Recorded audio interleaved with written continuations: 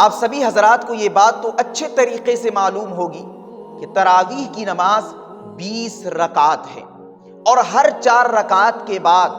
تراویح کی دعا پڑھی جاتی ہے۔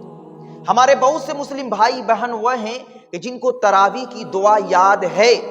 اور بہت سے مسلم بھائی بہن وہ بھی ہیں کہ جن کو تراویح کی دعا یاد نہیں ہے۔ جن لوگوں کو تراویح کی دعا یاد ہے وہ سینہ چوڑا کر کے وہ تراویح کی نماز پڑھتے ہیں، اور بغل والے کو دیکھتے ہیں کہ یہ شخص تراویح کی دعا پڑھ رہا ہے یا نہیں پڑھ رہا ہے۔ اگر اس کو یاد نہیں تو اس کو وہ شخص انگلی کرنے لگتا ہے، اس کو اس طریقے سے ذلیل اور رسوا کرتا ہے کہ کل سے وہ شخص تراویح کی نماز ہی پڑھنے نہیں آتا، محض یہ سوچ کر کہ مجھے تراویح کی دعا یاد نہیں، اور تراویح کی دعا جب یاد نہیں تو تراویح کی نماز نہیں ہوگی، یہ سوچ کر وہ شخص تراویح کی نماز ہی چھوڑ دیتا ہے،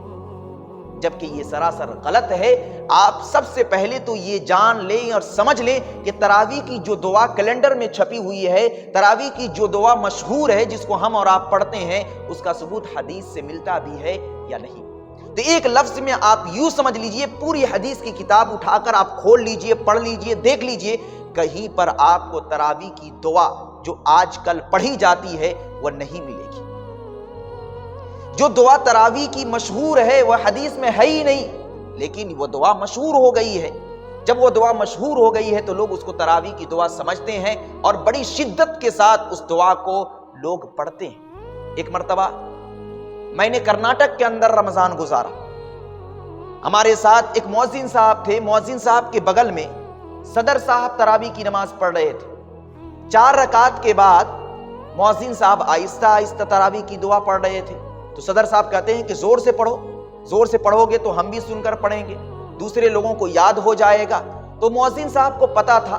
وہ پڑھے لکھے تھے، انہوں نے کہا کہ تراویح کی یہ دعا حدیث سے ثابت نہیں اور یہ ضروری بھی نہیں، اور اوپر سے آپ کہہ رہے ہیں کہ زور زور سے پڑھو، یہ تو سراسر غلط ہے۔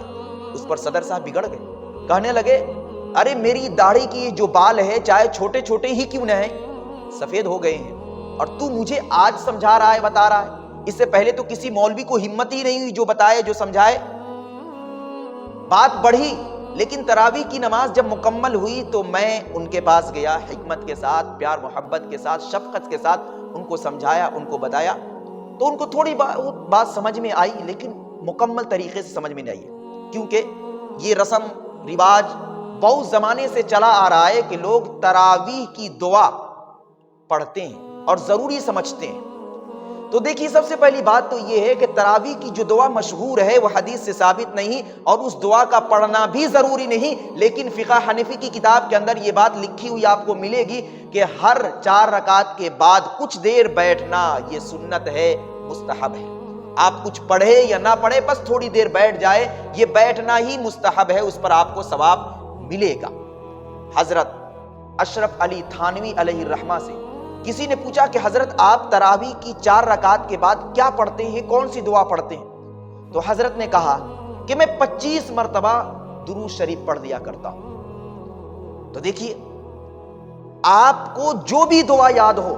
تراویح کی 4 رکعت کے بعد آپ پڑھ سکتے ہیں۔ تیسرا کلمہ یاد ہے وہ پڑھ سکتے ہیں، دعائے مسورہ یاد ہے وہ پڑھ سکتے ہیں، درود شریف یاد ہے وہ پڑھ سکتے ہیں۔ اگر کچھ بھی یاد نہیں ہے تو الحمدللہ، سبحان اللہ، الحمدللہ وبحمدہ، سبحان اللہ العظیم، جو بھی آپ کو یاد ہو پڑھ لے۔ اگر کچھ بھی یاد نہیں ہے تو آپ خاموش بیٹھے رہیں، لیکن اگر کوئی شخص دعا نہیں پڑھتا تو اس پر لعن طعن نہ کیا جائے، اسے برا بھلا نہ کہا جائے، کیونکہ تراویح کی جو دعا مشہور ہے بھائی وہ حدیث سے ثابت ہی نہیں، پھر اس کو شدت کے ساتھ لینا اور جس کو یاد نہ ہو اس کو برا بھلا کہنا اور اس کو ضروری سمجھنا، یہ سراسر بے دینی ہے۔ Thanks for watching. Don't forget like, comment, share and subscribe to Mufti Haq Qasmi.